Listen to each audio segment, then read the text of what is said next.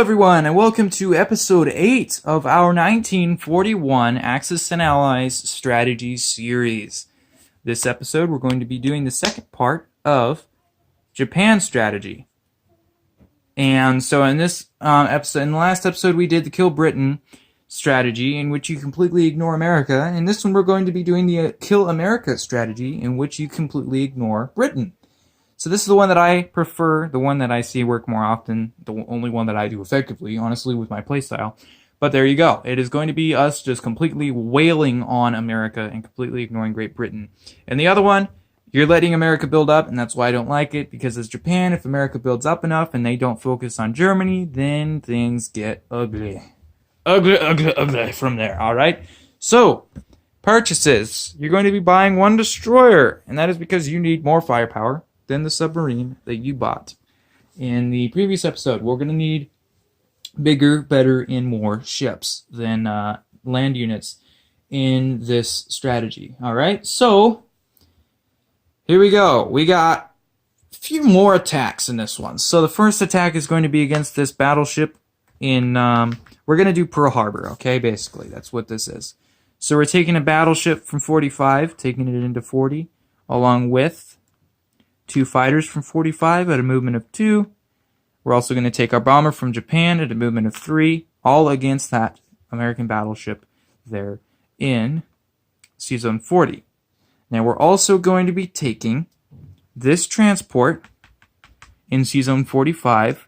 We're going to be taking 1 tank and 1 infantry. And we're going to be moving that into 40 and offloading that tank and infantry into the Hawaiian Islands. Now, in this strategy, you basically want to take as much crap as you possibly can from the Americans. All the land, all the islands you can, even Wake and Midway, just so they don't have places to land their planes, and you do. It is very important. Wake and Midway are actually very strategic locations on the map. Midway being more strategic than Wake, obviously. But you need the islands, okay? That's the point. And Hawaii is worth money, and it is a very strategic point on the map to hold. So, that's those attacks. We have a few more here. A couple more here, I should say. So, into Szechuan, we're going to take both the infantry from Southeast Asia, and we're going to take one of the infantry from coastal China into there. Okay?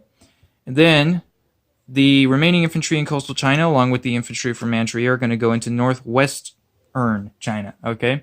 Northwestern China. So supporting those attacks, the fighter from Sea Zone, what is this? 46 is going to go 1, 2 into northwestern China, and the one from Japan is going to go 1 and 2 and 3 into Szechuan. So those are our 4 attacks. We have northwestern China, Szechuan, we have... Nope, I lied. That's not all of our attacks. I'm sorry. We're going to try this one. I did forget about this one. And we don't want to use the fighter from Japan in Szechuan. So the transport from Sea Zone 46 goes to 45, picks up 2 guys. We have 3. Goes to 38 and drops those 2 guys off in the Philippines. Then our fighter from Japan to 3 goes to the Philippines as well. Just so we can take that. That's, again, another buck, and it's a good place to have to land planes and have some troops and ships there maybe to defend, if we do want to defend against Great Britain later. So those are all of our attacks. Let me roll the dice. I will get right back to you guys.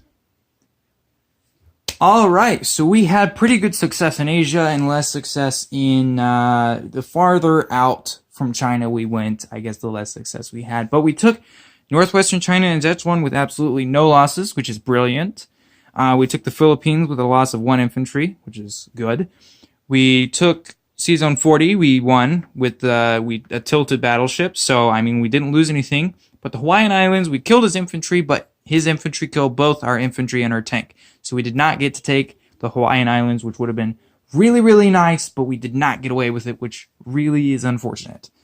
Alright, so we move on to non-combat moves. We took $2 from the Americans, so we go up to 11 bucks. They go down to 15 from 17. And then we go to non-combat moves. So, the carrier in Sea Zone 46 moves to 38, along with the Destroyer from 46 also moves to 38. Then the fighter from the Philippines with one movement left lands on that carrier. Okay? The fighter in northwestern China lands in coastal China. And the carrier from C-Zone 45 moves 1-2 into C-Zone 40. And both those fighters that were there land on that. Like so. I should probably move this up so you guys can catch what's going on over here. So the carrier from 45 moved into 40, and both the fighters that were in that C-Zone land on that carrier. Okay? Then the bomber will land in the Caroline Islands. So it moved from Japan 1, 2, 3, and it'll move 4, 5, and 6 to land in the Caroline Islands. So basically these are our two staging points. Hawaii is the major staging point, and the Philippines area is basically the secondary. And Japan will obviously be building up stuff and staging here, but we want to be in the Philippines just because of these shenanigans. Anything that the British could bring at us, we can defend, we can counter, and it's going to help us a lot. Then for placing units, we simply have a destroyer in C-Zone 45. And that is it. That is the Kill America strategy for the first turn of Japan. I hope you guys enjoyed it. And this is the way I personally play. Again, not every move is exactly the same because the game is different every time, and it depends on who you're playing against and how they play and what movements have been already made by other countries. So, hope you guys enjoy this. And again, if you have any criticism or comments, they'd be greatly appreciated in the comment section down below. Thanks for sticking around. I hope you stick around for the last two episodes, the American episodes of the series.